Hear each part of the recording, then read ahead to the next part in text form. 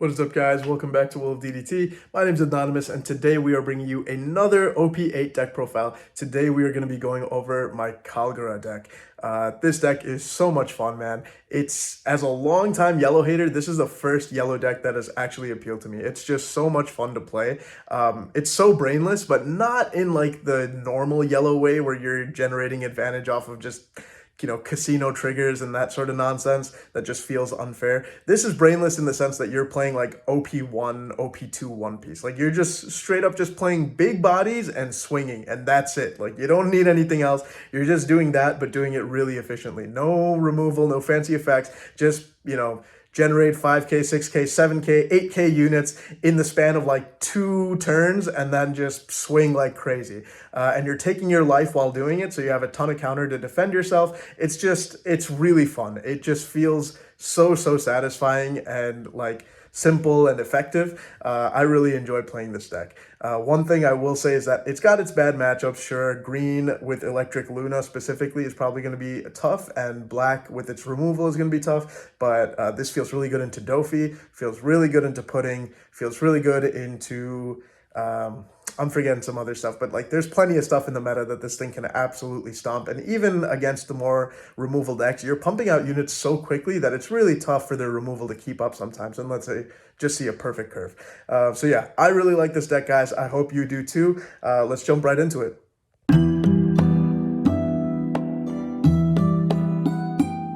Okay, guys, let's get right into the list. So over here we have got our Kalgara leader. For those of you who don't know the effect, you essentially Dawn ×1 when attacking, you get to play a Shandian warrior from your hand that has a cost equal to the total number of Dawn on your field. So if it's your 6 Dawn turn, just for 1 Dawn on Kalgara with a 6k swing, you get to play a 6-cost Shandian warrior from your hand. This is insane because you're spending only 1 Dawn to play a 6-cost unit, and then you still have 5 Dawn left to develop another unit. That's going to be the main play of this deck, essentially. That's it. There's nothing more to it. You just get to play a huge body for way less than it actually costs, alongside a swing, no less, which is pretty cool. And then you get to just use the rest of your Dawn playing more bodies. That's what Kalgara excels at. That's what the whole deck is about. You're just going to develop a wide board way faster than any other deck is able to do. So, yeah. This deck is pretty freaking consistent because we are running 8 searchers. So first off, we've got the 1-cost stage, the upper yard. On play, you look at 5 cards from the top of your deck, and then you add anything with the Sky Island tag to your hand, and then you bottom deck the rest. Upper yard, do note that it can add itself. There are several times where I've done that, and we'll show why that's a good reason maybe later on. But yeah, upper yard, very good searcher, whether your opponent forces you to go first or second. Generally you want second in this deck, but it doesn't matter. If you have to go first, you're looking for an upper yard as your searcher. And then next up, if we do have 2 Dawn, if we start off going second, we have Shura. Very nice. He is a 1k counter, and he does the same thing. Searches for any Sky Island card. He cannot search himself, of course, because he's a character. And then trigger, you get to play this card. So if you hit Shura off of life, which happens a lot, we're running 4 of them, you get to search for free, which feels really good. So yeah.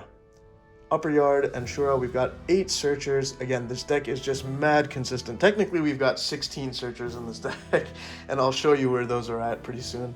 But yeah, upper yard and Shura will help you to kind of craft your plays for the coming second and third turns. So this is going to be your turn 2 play. Again, we always want to be on even curve. So our first thing that we want to play is always going to be Ohm, pretty much. If you have 4 Dawn, you're just going to do a blank swing, no leader ability, just a 5k swing at your opponent's life.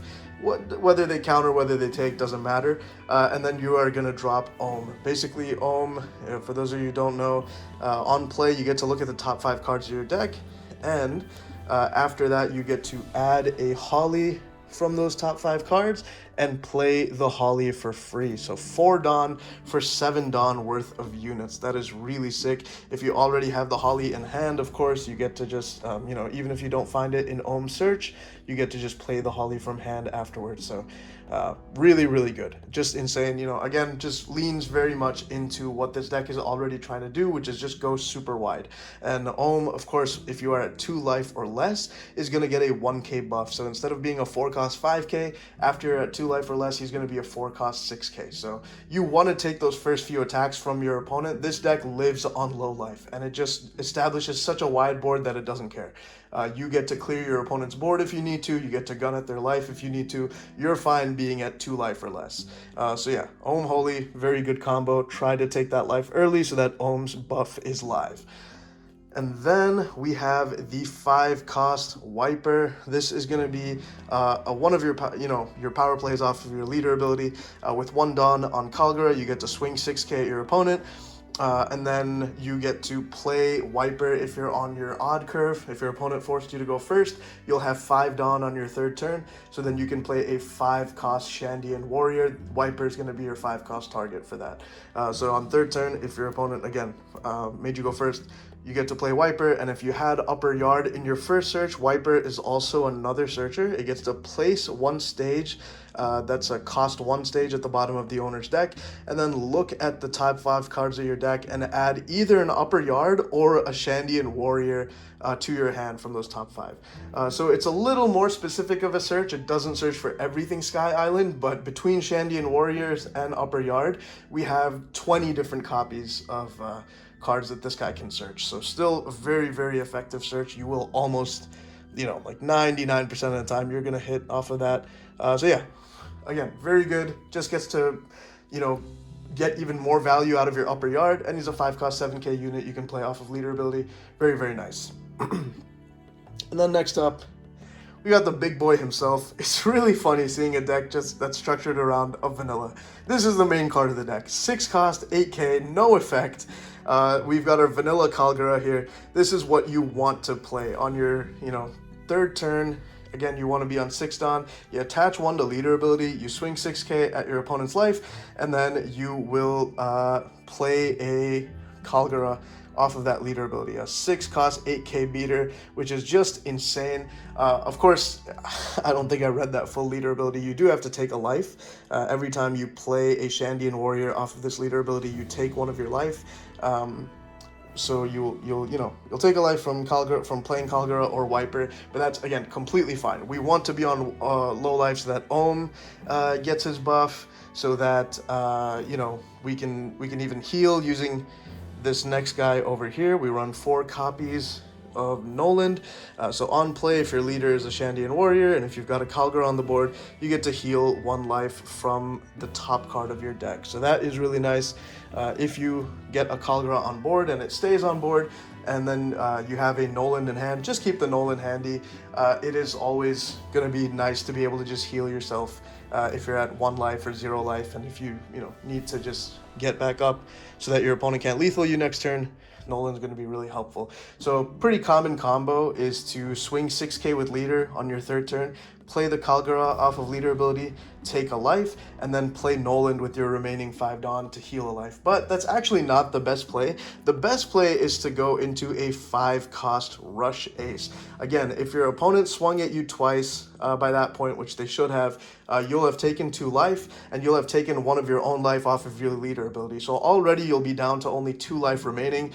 Ohm will get buffed, and you'll be at 2 life, so Ace will get Rush. That is really, really nice on your 6 Dawn turn. Playing Kalgara into a Rush Ace feels really, really good. You have then a 5k, a 6k, a 7k, and an 8k on board. It is nuts. It feels so freaking good, and the Ace gets value immediately by just getting that Rush. Yeah, just really, really good combo. And again, you're not too concerned about your life. You want to go for Ace first. I say you should keep this in hand until you're on 0 life, honestly. And then, again, as long as your opponent's not playing like a crazy removal deck that can just easily get rid of this Kalgara, you'll always have a heal handy just by keeping Nolan in hand. So that's generally my preferred strategy. You want to go for Ace over Nolan. The only reason we're only running 3 Ace as opposed to 4 Nolan is because Ace doesn't have counter, but I could 100% see the argument for going down to 3 Nolan, 4 Ace. Totally valid either way, whatever you prefer. Alright, so next up, we have got our 2k counters for the deck. Again, part of the appeal of this deck is that it's just like hyper consistent. You're not doing anything special. You don't have removal, you don't have any crazy, restand or double attacks or any gimmicks like that. You're just playing basic One Piece, man, and you're just doing it really efficiently. You're just swarming the board with a bunch of big boys and then just swinging each turn, and making it very hard for your opponent to counter. So honestly, 2k counters, we're not looking for any fancy effects. We just want searchable 2k counters. So Canis is going to be a Sky Island unit that's searchable off of Upper Yard and Shura. Again, just nice to have a searchable 2k. I know some people run Frankie, but again, that's killing the search ratios of this deck. One thing I like about this deck is that you pretty much never whiff. You always hit your searches. Feels very, very good. Next up, we've got the 2k counter Satori, goated for any Sky Island deck. Again, searchable 2k, and if you hit it in life, you can generate yet another unit on board on your opponent's turn. So that feels really good. The trigger is actually very relevant here. If I see it in those first 2 life, I'm almost always going to play it. Because again, whole goal of this deck is to just go wide. Satori is going to be just another body that's swinging next turn. And then finally, we have got 4 copies of the 2k counter Wiper. This card, again, usually it's just going to be a 2k counter, but it's also increasing the search targets of your Wiper search, of your 5-cost Wiper search. And he is a searcher himself, though he only hits 4 cards in the entire deck. On play, this guy looks for 5 cards from the top of your deck, reveals an Upper Yard specifically. That's it. No other cards. You only search for Upper Yard. So if you haven't seen one after a couple searches, you can usually be pretty confident that this guy's going to hit. But again, you're not really looking to play this guy. You generally want to go for Wiper or Kalgara before you ever go for this guy. But sometimes on your second turn, let's say you're at 4 Dawn, right? You have the Holly in hand, but you don't have the Ohm. There are times where I've swung 6k with Leader and just use, since I'm at 4 Dawn, I can develop this Wiper on board. He'll search for an Upper Yard. If I hit it, you get to play the Upper Yard for free immediately, which is really nice. And then I'll use my remaining 3 Dawn to develop a Holy. So, if you have Holy and this guy in hand and you don't have the Ohm, it's not a bad turn 2 play. You can certainly just play this guy, but usually, again, just going to be a 2k. This deck has a ton of counter because you're taking your own life and you just end up with so many cards in hand. Obviously, against a blue deck, you do want to be careful of putting. You want to be careful of, just things that punish for hand size. But generally speaking, this deck feels very good sitting at like 10 cards in hand very often. And last but not least, we are running a couple of events. So first off, we got the 1-cost counter event. This card is insane. I am so glad they leader locked it. Otherwise, I'm sure we'd see some nonsense of like NL running around with the Sky Island package, or Upper Yard package. But yeah, this is a guard point, essentially. A 1-cost plus 3k power to any unit on your board, leader or character, and then if you have an Upper Yard in hand, you get to play it for free. So if I have an Upper Yard in hand, and let's say I already have one on board, or whatever, let's say I have an Upper Yard on hand, but I need that 1 Dawn to do something else that turn, whether it's just to buff one of my attacks or whatever it is, I'll actually just keep the Dawn up. I won't play the Upper Yard on my own turn because I can play it on my opponent's turn using this card. This card is so nuts. It's just going to help you keep your units alive when your opponents are swinging at them and going for board clear. When they swing magic numbers, 2k above your unit's power, you can just guard point with this, save the unit, and then play an Upper Yard and search on your opponent's attack, which just feels really, really good. Just super efficient. So I really like this card for that reason. It just makes the Upper Yard feel even more justified. We've got the Upper Yard searching. We've got the Wiper bottom decking the Upper Yard to search. And we also have this event playing the Upper Yard from hand, which would normally be a brick that doesn't have any counter, to get us more counter on our opponent's turn. Just so good. And then last but not least, we are running 3 copies of the 2 million volts Amaru. This card is goated. Just give one of your characters a plus 3k buff, and then if you've got 1 life or less, which is very easy for this deck to do, you get to just rest a 4 cost or less unit. Even if you don't have a blocker on your opponent's side of the board that you're looking to rest, just use this thing when you're going for game because you gain free value out of it. You're spending 2 Dawn for a 3k buff. Might as well just make your swing bigger. There are definitely games where that has won me the game, just that extra 1k. So yeah, Amaru is going to be really good. One thing I do want to point out is that out of your 2k counters, your Canis, your Satori, and your Wiper, if you've got all 3 of these in hand and your opponent swings at you and you need a 2k counter, always use Canis or Satori before you use Wiper. The reason is because Wiper is a Shandian warrior that can be played off of your leader ability. So let's say you're at 2 life, right? Next turn, you want to be able to rest your opponent's blocker, but you're at 2 life, so Amaru's rest effect doesn't work. You can swing with leader ability, play the Wiper, right? And play the Wiper off of leader ability, and then because you use leader ability, you'll take a life. So you can actually use leader ability and play this guy just for the sake of getting down to 1 life, so that you can then follow it up with an Amaru that's effect is live, and you can rest an opponent's blocker. So yeah, very, very good thing to keep in mind. You always want to use this guy as your last 2k counter. You want to use Canis and Satori first.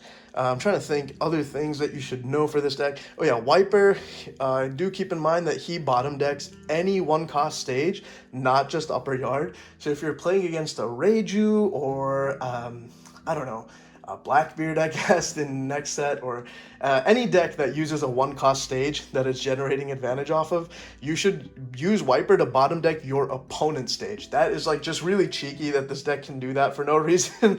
Wiper can just get rid of your opponent's stage and cause them to be in a bind where they don't have their value engine, and you get to search off of bottom decking their stage. That just feels really good. I don't know why he has that ability, but it's sick. It is really cool. Has definitely helped me get the upper hand on some Reijus. And I'm trying to think. Right, Noland. One thing I do want to say about Noland is that your leader ability, if you read it carefully, you play a Shandian warrior from your hand, and then you take a life card from the top of your life. The life is not a cost. The life is an after effect of the leader ability. So if you're on 0 life, you can still use this leader effect to play a card. If you have 0 life to take, then you just don't have any consequences for using leader ability. You can just straight up swing 6k, 7k, whatever you want, and play a Kalgara or play a Wiper off of leader ability. So oftentimes, if I'm only at 1 life, and my opponent only has 1 swing left, and they swing at me, I'll just take that last life. If I have a Kalgara on board and a Noland in hand, I'll just take that last life, because next turn I can literally just use leader ability for free to play another big unit like Wiper or Kalgara, and then just play the Noland to heal anyway. If I were to not take the life when my opponent swung at me, then I would have to end up taking it when I use leader ability anyway. Might as well just take the life, generate even more hand advantage, and then next turn use your leader ability without any consequences because you're at 0 life, and then just heal that life anyway using Noland. So yeah, generally when you're at 1 life, if your opponent doesn't have too many attacks, they're not threatening lethal, feel free to take that last life if you've got Noland in hand and Kalgara in hand or on board, just because you're going to get a free heal anyway. Yeah, guys, that's really it. Again, you're just looking to swarm the board as quickly as possible. Just use Kalgara's leader ability, turn 3 as soon as you can. Develop these big boys, drop the rush ace. Just give your opponent a hard time. Gun for life, usually. Of course, if you're playing against decks that also swarm, like Doflamingo, or even sometimes Reiju, you do need to go for the board clear. But generally, you just have such beefy stat lines on board that you're summoning so efficiently that you have a pretty good time with the board clear, and your opponent has a hard time with it because you're taking all your life, so you're just full of counters in hand. And again, you can fetch even more using the the guard point event, playing an upper yard from hand for free, searching even more counter. It's just so efficient, dude. This package is so efficient. You're just playing, basic One Piece, summoning units and swinging, and that's all it needs to do. It does it so well that it contends with some of the top decks in the game. Decks that have removal are going to be a little tough. Lucci is going to be, for example, example, a pretty tough matchup. But decks that are like building up to boss monsters, like Pudding, or yeah, again, decks that are more like in that not really clearing too much. They're just trying to play units and run you over. You're just doing it way better. So I really love this deck. This is the first yellow deck that I've enjoyed. I hope you guys enjoy it too. Let me know what you think of this list down below in the comments. And yeah, guys, like, comment, subscribe. It really helps us out, and we will see you in the next video. Peace.